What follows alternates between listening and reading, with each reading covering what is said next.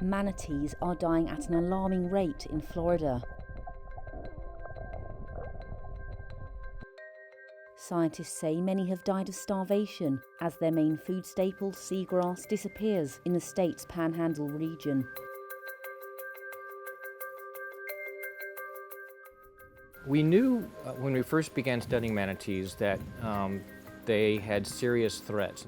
Biologist James Buddy Powell says out of an estimated population of 6,000 to 7,000 manatees in Florida, up to 1,000 died in 2022 alone. So you'll have thousands of manatees in this area, which they come sort of expecting, you know, where's the buffet? And they arrive and it's not there. And so they have been starving and dying as a consequence of that starvation, but also other health concerns that are associated with malnutrition.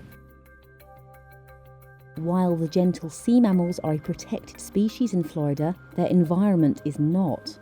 Their staple seagrass is being killed off primarily by water pollution, some get injured by boats, and toxic algal bloom has been growing in their habitats.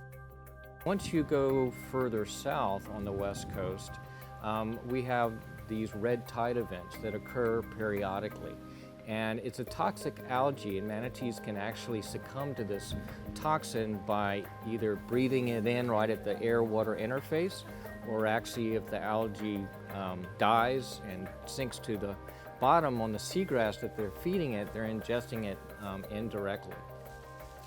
But it's not all bad news. Non-profit organisation Sea and Shoreline has been growing seagrass in the manatee sanctuary of Crystal River. Seagrass biologist Jessica Melies explains. We have fully completed about 80 acres thus far, and it's been so successful that the 80 acres of grass that we've planted has actually expanded to over 250 acres. In May 2022, Florida Governor Ron DeSantis earmarked more than $30 million to expand and enhance manatee rescue.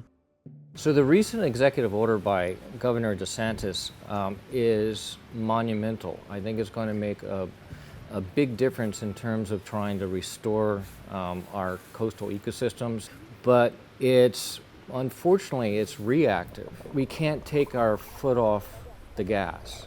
We're going to have to remain diligent to make sure that we're putting into protections, we're creating wild space for them, and also trying to make sure that, you know, we can live with them and they can live with us.